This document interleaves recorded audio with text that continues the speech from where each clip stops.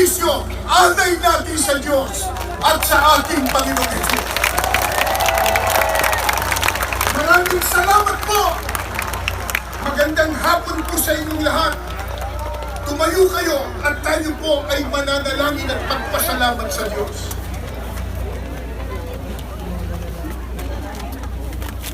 Panginoon namin Diyos, buong puso po kaming nagpapasalamat sa iyo.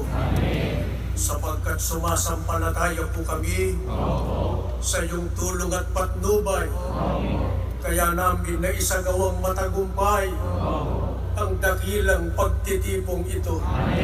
Salamat po ng napakarami sa paggabay mo sa aming namamahala. Ang kapatid na Eduardo Manalo sa pamamagitan ng pagkakaisa ng iyong banal na iglesia na isagawa namin ang mapayapang pagkilos para isulong namin ang napapanahong kailangan ng aming bansa sa ikauunlad nito sa kapakinabangan ng mga mamamayang Pilipino.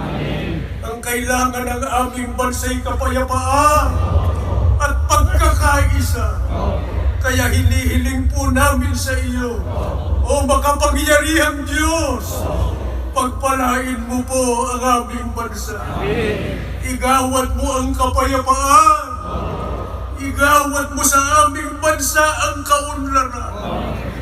At sana'y tulungan mo po ang lahat ng mga mamamayang Pilipino.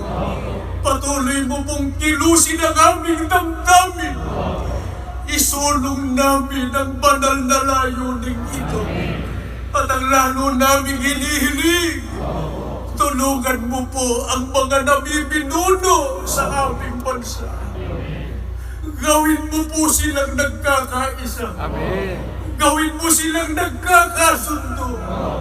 Gabayan mo po ang kanilang puso, ang kanilang kaisipan. Buong giting nilang matupad